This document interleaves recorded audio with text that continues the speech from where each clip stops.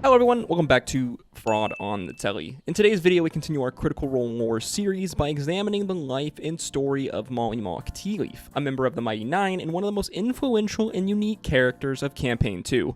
As always, if you enjoy the video or learn something new, make sure you like, comment, and subscribe. Don't forget to check out our life and story of Percy DeRolla video, as well as our Who Are the Briarwoods video if you enjoy this one. Okay, let's get right into it. Mollymauk Tealeaf, a gender-fluid blood hunter tiefling with lavender skin. They're loud, garish, and a compulsive liar. If the lavender skin and blood-red eyes weren't enough to draw attention, his copious tattoos combined with his bright covered robes and all manner of baubles and jewelry surely would. Molly would wield two ornate swords described as being carnival glass, which he would infuse with frost via his blood-right ability.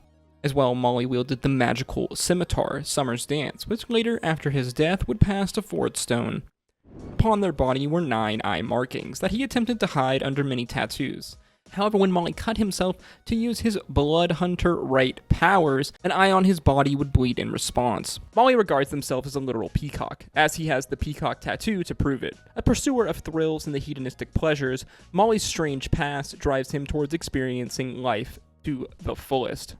You see, in order to understand Mollymauk Tealeaf, first we must understand where they came from. We must understand a person named Lucien.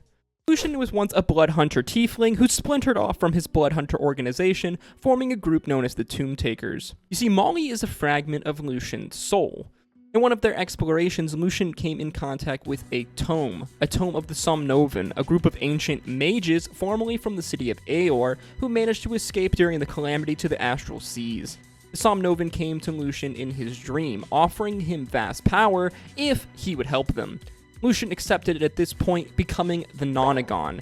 He would awake to see he had been bestowed with 9 eye tattoos across his body, becoming the Somnovan and the Eyes of 9, gaining access to very unique magical powers. Within this tome, there was a ritual required to reach the Somnovan in the Astral Sea. Needing to complete this ritual, Lucien hired the mage Vestaragna to assist them. However, Vestaragna would double-cross the group, failing the ritual on purpose, causing Lucien's soul to shatter. His party, the Tomb Takers, presuming him to be dead, they would bury him outside of the tomb. The rest of the Tomb Takers scattering across Wildmount, having buried their former leader. Vestaragna would leave with the book, wanting to gain the powers of the Somnovan for herself. Lucien, however, was not dead, as a fragment of his soul would remain in his body. They would wake up, forgetting everything about themselves and assuming this was the moment they came into existence. Shortly thereafter, they would be taken in by the Fletchling and Moondrop traveling carnival of curiosities. Here they would be bestowed with the name Mollymauk Tealeaf by the carnival's leader, Gustav Fletchling, as the only words Molly spoke was empty, which Gustav misheard as MT, presuming it to be Molly's initials. From here, Molly would work hard as a promoter for the carnival, as they traveled across Wildmount, eventually taking in another stray, Yasha. Sometime later, they would find themselves in the quaint town of Trostenwald. Molly and Yasha, performing their jobs as promoters quite ably, would make their way to the local inn, where they would meet a strange group of individuals. Beauregard Lionette, Jester Lavore, Fordstone, Caleb Widowgast, and Not the Brave, inviting them to the carnival performance later that evening.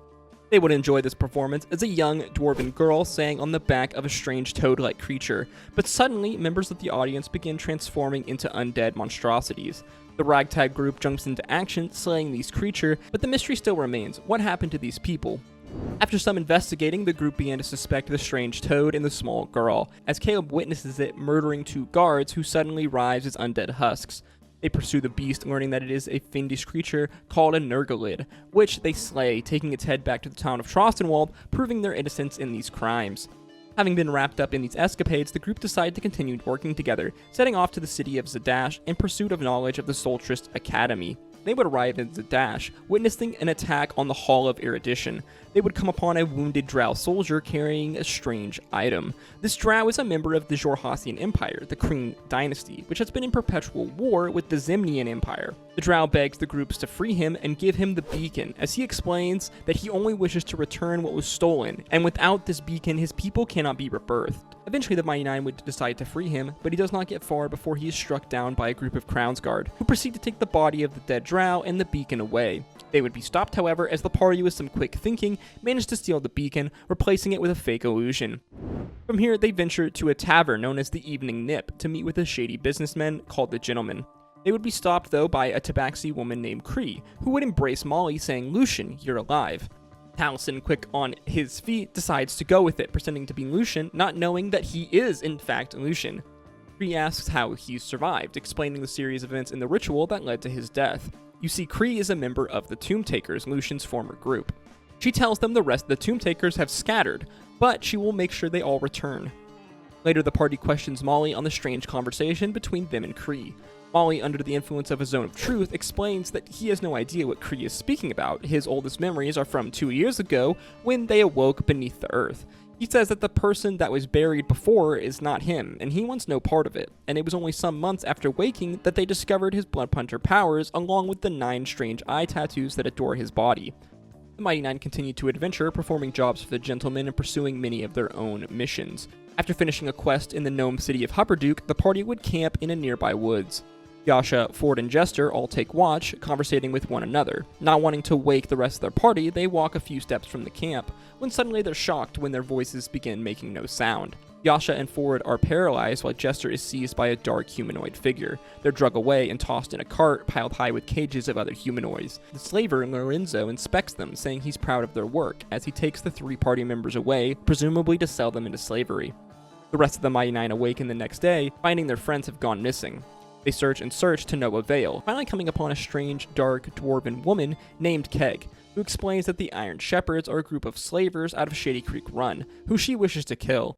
Eventually, they decide to team up, Keg promising to lead the party to their friends if they help her kill Lorenzo. Realizing they have the advantage of speed, the party track the caravan, eventually deciding to push on for an hour after the caravan had stopped, setting a trap further along the road. This trap is sprung quite successfully, Caleb managing to cast slow on the group of slavers and the group getting a few licks in. Though the tables begin to turn when one of the slavers casts dispel magic, ending this slow spell. Keg grows terrified seeing her old boss Lorenzo and attempts to flee the fight. Lorenzo steps forward, casting Cone of Cold, greatly injuring Molly, Bo, and Knot. Molly rushes forward, attempting to use his Blood Maledict Blood Hunter ability, but they are too weak, and he knocks himself unconscious. Lorenzo, standing over Molly, looks to prove a point, as he drives his blade into the unconscious tiefling's body, killing them. Molly stayed forever defiant in their last moments of consciousness, spitting a glob of blood into Lorenzo's face. The group would bury Molly along the side of the road, marking his grave with the tiefling's ornate coat. Here would end the story of Mollymauk Tealeaf, but the story of Lucien, you see, was not over yet. After being informed of Molly's death by the Mighty Nein, Cree the Tabaxi would journey to the tiefling's grave along with her and the other Tomb Takers. You see, the Tomb Takers have reassembled Lucien's spirit somehow, and would attempt a resurrection ritual on their Nonagon. Having risen from the dead, Lucien would continue on their mission to free the Somnovan.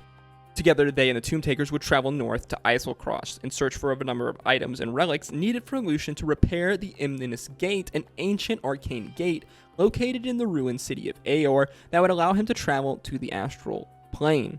You see, Aor was a floating city in the Age of Arcanum, but you see, during the Calamity, it would come crashing to the ground in a blaze of glory. The Mighty Nein would pursue the Tomb Takers north, wondering if part of their friend Molly was still inside Lucien. They would be disappointed to learn that Lucien had none of Molly's memories, and regarded him as an unwanted guest in his body. The Nine would make a risky move, joining the Tomb Takers to further investigate Lucien's grand plan.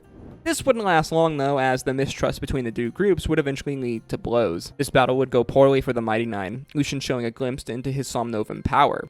The Nine would regather their strength, launching an ambush on the Tomb Takers at the ruins of Aor, killing all but Lucien and Cree, who dimension doored the two to safety.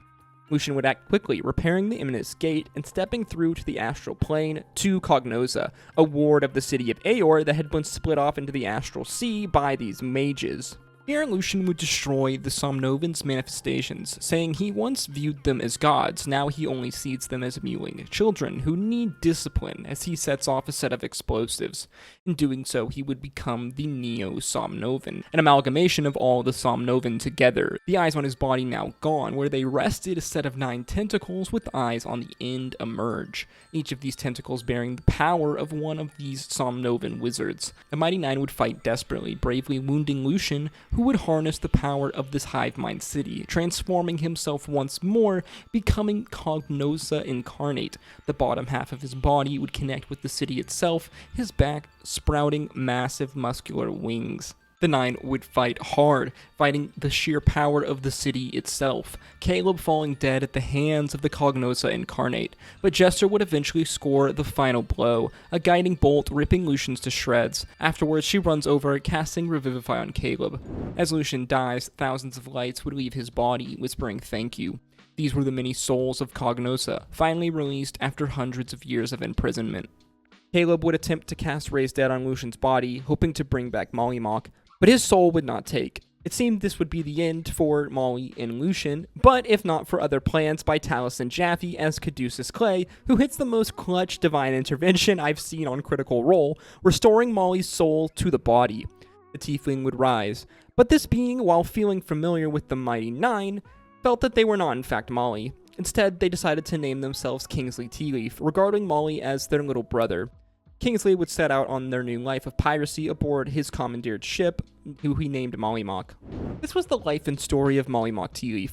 While their life was short-lived, the impact they had on their friends and the world around them was anything but small. Permanent player character death is quite rare in Critical Role, making Molly's death all the more impactful.